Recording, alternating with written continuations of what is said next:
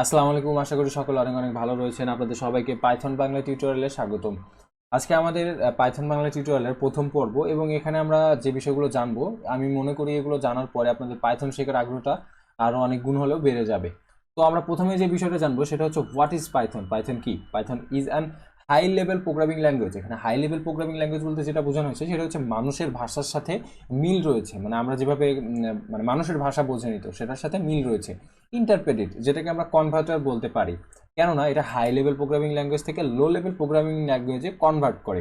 Like হচ্ছে আমাদের high level বলতে বোঝাচ্ছে মানুষের ভাষা, মানে আমরা এখানে যদি মানুষের ভাষার মতো করে টাইপ করি, মানে প্রোগ্রাম করি আর কি ইংলিশ ভাষা দিয়ে, তো এটা বাইনারি সংখ্যা, মানে হচ্ছে লো লেভেল প্রোগ্রামিং ল্যাঙ্গুয়েজে কনভার্ট করবে। আর অবজেক্ট ওরিয়েন্টেড বলতে বোঝানো হয়েছে যে এটা আসলে রিয়েল লাইফের যে অবজেক্টগুলো রয়েছে সেগুলো নিয়ে কাজ করতে পারে।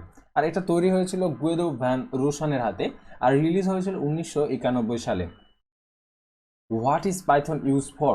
পাইথন কী কাজে ব্যবহার করা হয়? Web development, desktop application, mobile application, data science and visualisation, machine learning আর আর্টিফিশিয়াল ইন্টেলিজেন্স, যেটা খুবই বর্তমান যুগে আসলে ফেমাস একটা বিষয় আর কি। তারপরে এটা আসলে আমরা কেন শিখবো? বিগিনার ফ্রেন্ডলি, এটার যে সিনটেক্সগুলো রয়েছে সেগুলো আসলে ইংলিশ ল্যাঙ্গুয়েজ মানে ভাষার সাথে মিলে যায়। আর পাইথন বিভিন্ন প্ল্যাটফর্মে কাজ করতে পারে, সেটা হতে পারে উইন্ডোজ, লিনাক্স, সেটা হতে পারে রাসবেরি পাই। আর এটা হচ্ছে বেশিরভাগ যে ইউনিভার্সিটিগুলো রয়েছে সেগুলোতে আসলে পাইথনই সবচেয়ে বেশি পরিমাণে শেখানো হয়। আর এটা আমরা অন্য সকল প্রোগ্রামিং ল্যাঙ্গুয়েজ যেমন সি, সি প্লাস প্লাস এগুলোর চাইতে অল্প সংখ্যক কোড লিখে, মানে প্রোগ্রাম লিখে, মানে অল্প তাদের চাইতে, সেই প্রোগ্রামিং ল্যাঙ্গুয়েজের চাইতে অল্প কিছু কোড লিখে আমরা অনেক বড় বড় কাজ ঘটিয়ে ফেলতে পারি।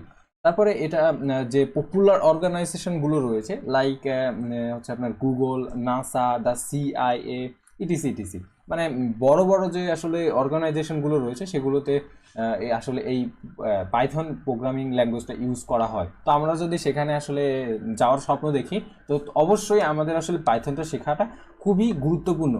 আর এটার এনভায়রনমেন্ট সেট আপ করার জন্য আমাদের প্রথমে ইনস্টল করতে হবে পাইথন, যেটা আমাদের অবশ্যই ইনস্টল করে নিতে হবে। তারপরে পাইথন আইডিই।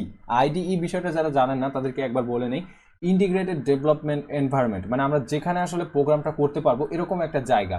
আর পাইচামে আমরা প্রোগ্রামটা করব, মানে এটাই হচ্ছে আইডিই, মানে পাইথন করার আইডিই। সো আজকের পার্টে এটুকুই। আমরা নেক্সট পার্টে শিখবো কিভাবে এনভায়রনমেন্ট সেট আপটা করবো, মানে আমরা কিভাবে ইনস্টল করবো পাইথন, এবং হচ্ছে পাইচাম কিভাবে ইনস্টল করবো। তো ভালো থাকবেন সবাই, দেখা হচ্ছে পরবর্তী ভিডিওতে। আল্লাহ হাফেজ।